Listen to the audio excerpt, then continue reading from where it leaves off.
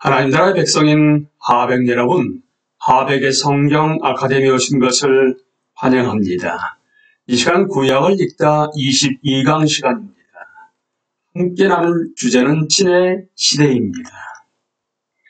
우리는 지난 시간에 이어서 하나님의 백성이 모세의 인도 아래 땅에 들어갈 준비가 되다 신명기에 대해 함께 나누겠습니다. 모세가 새로운 세대에게 율법을 설명합니다. 신명기에는 모세가 죽기 전에 이스라엘 자손에게 한 마지막 말씀이 기록되어 있습니다. 모세는 하나님이 시내산에서 세우신 언약을 다시 확인하고 이를 새로운 세대에게 적용합니다. 신명기를 시작하면서 모세는 이스라엘 역사를 냉철하게 회상합니다. 그리고 하나님의 법에 순종하라는 권고로 마무리합니다. 신명기 4장 23절에서 27절입니다. 당신들의 하나님이 당신들과 세우신 언약을 잊지 말고 지켜야 합니다. 그리고 당신들의 하나님이 당신들에게 금하신 대로 어떤 형상의 우상도 만들어서는 안 됩니다. 당신들의 하나님은 삼키는 불이시며 질투하는 하나님이십니다. 당신들이 자식을 낳고 또 그 자식이 자식을 낳아 그 땅에서 오래 산 뒤에 어떤 형상의 우상이든 우상을 만들어 섬기거나 당신들의 하나님 눈에 거슬리는 행동을 하면 오늘 내가 하늘과 땅을 증인으로 세울 것이니 당신들이 요단강을 건너가 차지하는 땅에서 반드시 곧 멸망할 것입니다. 땅에서 오래 살지 못하고 반드시 망할 것입니다. 주님께서는 당신들을 여러 민족 사이에 흩으실 것입니다. 주님께서 당신들을 쫓아보내실 그곳 백성 사이에서 살아남을 사람이 많지 않을 것입니다. 모세는 백성에게 그들이 살아계신 하나님과 언약 관계를 맺었다는 사실을 상기시키며 말합니다. 그러나 당신들에게 이것을 나타내셨으니 그것은 주님이 곧 하나님이시고 그분 밖에는 다른 신이 없음을 알게 하시려는 것입니다. 그리고 다시 오늘 당신들은 마음의 세계에 분명히 알아둘 것이 있으니 주님은 위로는 하늘에서도 아래로는 땅에서도 참 하나님이시며 그 밖에 다른 신은 없다는 것입니다. 라고 말합니다. 창세기 1장과 2장의 창조 이야기가 이스라엘의 하나님이 창조주 하나님이시며 유일하신 하나님이라는 점을 강조한 내용이라는 것을 기억할 것입니다. 하나님의 백성에게는 이러한 지식이 특별히 절대적으로 필요하기 때문에 모세는 그 사실을 다시 강조합니다. 모세는 잘 알려진 다음 말씀을 그들에게 전합니다. 이스라엘은 들으십시오. 주님은 우리 하나님이시요 주님은 오직 한 분뿐이십니다. 당신들은 마음을 다하고 뜻을 다하고 힘을 다하여 당신들의 하나님을 사랑하십시오. 내가 오늘 당신들에게 명하는 이 말씀을 마음에 새기고 모세는 새로운 세대에게 하나님이 그들을 선택하셔서 그들을 사랑하기로 하셨다고 설명합니다. 모세는 하나님이 언약에 의거하여 자기 백성을 사랑한다는 점을 알았기에 계속해서 이스라엘 자손에게 우상 숭배를 피하라고 경고합니다. 그들을 언약으로 맺어진 하나님을 버려서는 안 되고 잊어서도 안 되었습니다. 그들은 교만해서 안 되었고 하나님의 규례를 지켜 하나님의 축복이 자신들에게 임하도록 해야 했습니다. 모세는 이스라엘 자손에게 열과 성을 다해서 경고합니다. 이렇게 하게 되면 모세는 그 백성이 얼마나 완고하고 반항하는 족속인지를 직접 체험하여 알았기 때문입니다. 나는 여러분이 신명기를 다 읽어보기를 권한다고 캐롤 카민스키는 우리에게 말합니다. 특히 1장에서 11장이요. 왜냐하면 이 말씀을 보면 우리가 하나님의 구속 계획에서 어느 지점까지 왔는지를 탁월하고 냉철하게 볼 수 있기 때문입니다. 이 장들은 신학적으로도 의미가 풍부하기 때문에 주의해서 읽어야 합니다. 모세는 새로운 세대에게 그들이 벌일 전투에 대해서 구체적으로 지침을 내립니다. 왜냐하면 그들은 이제 가나안 땅을 차지해야 하기 때문입니다. 전투를 벌이는 근본적인 전제는 그 민족들이 가증한 짓으로 땅을 더럽혔기 때문에 땅이 그 거주민들을 토해 낼 것이라는 점입니다. 따라서 이스라엘 자손으로 그 민족들이 저지른 가증한 짓을 따르지 않도록 하는 것이 전투의 규례라는 사실은 놀랍지 않습니다. 이는 매우 중요한 것이기 때문에 그들은 모든 주의 사항을 제대로 지켜야 했습니다. 이스라엘 자손은 그 땅의 모든 민족을 완전히 진멸해야 했습니다. 그들을 진멸하지 않으면 그들 때문에 오히려 이스라엘 자손이 돌아서서 다른 신을 따르게 될 것이고, 그러면 하나님은 이스라엘을 진멸하실 수밖에 없기 때문입니다.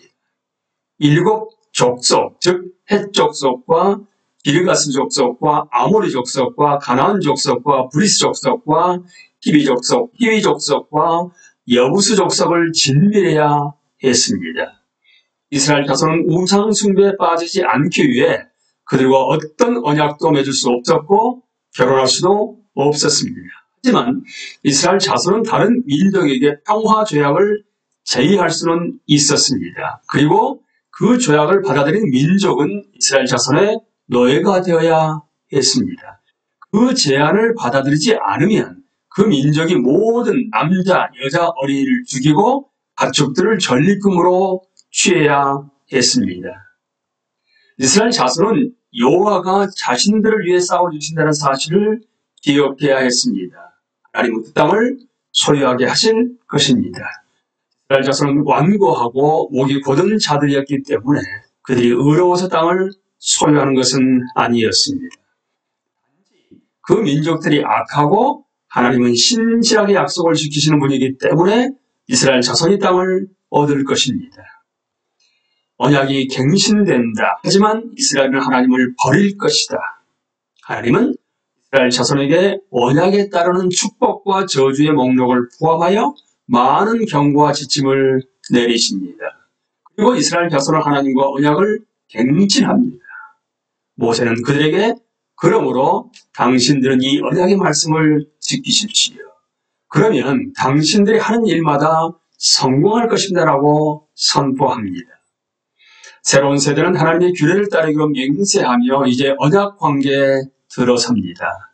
그런데 하나님은 모세가 죽기 전에 이스라엘 자손이 하나님을 배신할 것이라고 모세에게 말씀하십니다.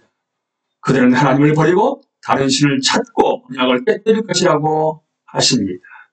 바로 여기에서 전체 구약 이야기의 윤곽이 드러납니다. 왜냐하면 하나님 자기 백성에게 하나님의 명령에 순종하면 축복하겠다고 약속하셨지만 율법은 궁극적으로 하나님의 백성을 하나님의 진노 아래 둘 것이기 때문입니다.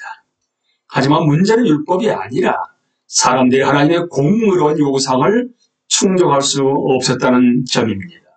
이스라엘 자손은 이 언약의 조건에 따라서 하나님께 심판을 받을 것이고 결국 주전 586년에 포로가 될 것입니다. 모세는 이스라엘 자손이 언약에 따르는 조건을 이행하지 못할 것이라는 말을 들었습니다. 하지만 하나님이 그들에게 심판을 내리시며 이야기가 끝나는 것은 아닙니다. 이스라엘의 죄로 모든 것이 종결되는 것은 아닙니다.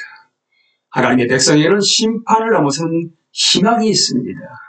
하나님은 족장들에게 하신 약속을 신실하게 지키시기 때문입니다. 모세는 이스라엘 자손이 하나님에게서 돌아서서 모든 저주를 받은 후에도 여호와 하나님께 돌아와 그의 목소리를 들으면 여호와께서 그들을 돌아오게 하시며 긍휼히 여기시리라고 말합니다. 하나님은 그들의 선조와 맺으신 언약을 잊지도 않으시고 그들을 멸하지도 않으십니다. 하나님은 열방에서 자기 백성을 모으셔서 그 땅으로 돌아오게 하실 것이고 그들의 마음에 할례를 베푸셔서 성령께서 하시는 내적 역사인 마음의 할례를 베푸셔서 여호와 하나님을 사랑하게 하실 것입니다.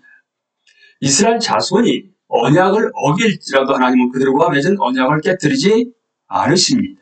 왜냐하면 하나님은 그들의 하나님 여호와이시기 때문입니다. 하나님은 약속하신 것을 신실하게 이루실 것이지만 그들 앞에는 기나긴 여정이 기다리고 있습니다.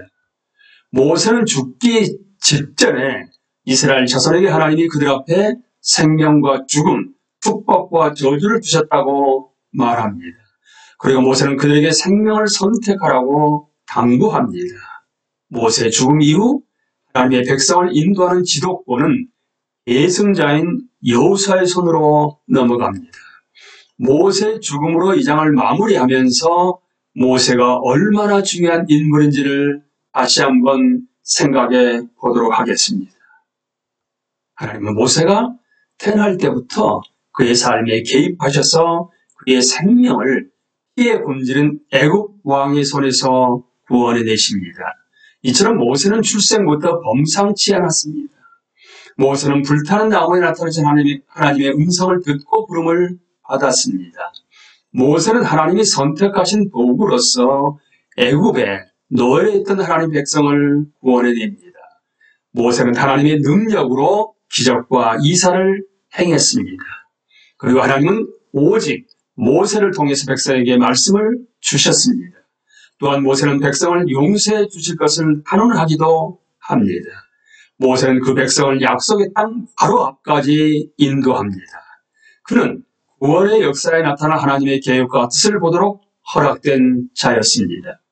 모세는 삶의 마지막 순간에 담담하게 이스라엘 자손에게 그들의 미래에 대해서 말합니다.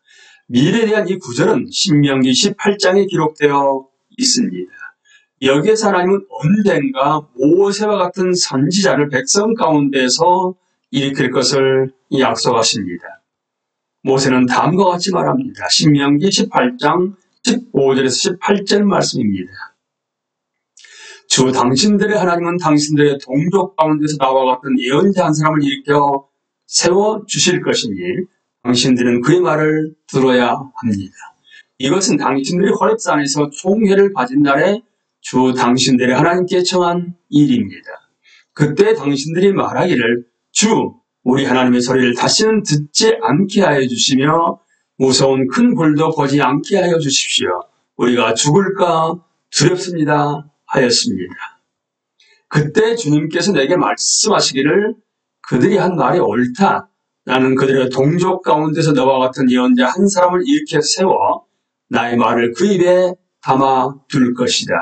그는 내가 명한 모든 것을 그들에게 다 일러줄 것이다. 모세가 죽은 후에 하나님은 모세와 같은 선지자를 일으키시고 다시 한번 하나님의 말씀을 대변하게 하실 것입니다. 그는 언약의 중재자로서 일할 것이며 모든 사람은 그의 말을 들어야 할 것입니다. 구약의 틀에서 보자면 이러한 기도는 새로운 언약을 고대하는 것으로서 메시아 대망 사상에서 가장 중요한 특징이 됩니다. 따라서 우리는 신명기 마지막 장에서 기대하는 마음으로 그 뒤에 이스라엘에는 모세와 같은 예언자가 다시는 나지 않았다. 주님께서는 얼굴과 얼굴을 마주대고 모세와 말씀하셨다라는 말씀을 읽게 됩니다. 땅을 정복하는 여호수아와 사사기 이야기로 넘어가기 전에 신명기 전체를 읽어볼 것을 강력하게 권합니다. 이 책은 구약 성경을 이해하는 데 매우 중요합니다. 절대로 놓치지 마십시오. 우리는 이 시간에 하나님의 백성이 모세의 인도 아래 땅에 들어갈 준비가 되다의 신명기를 함께 나누었습니다. 다음 시간은 여호수아의 인도 아래 약속의 땅을 정복하다 여호수아에 대해서 함께 나누도록 하겠습니다. 감사합니다.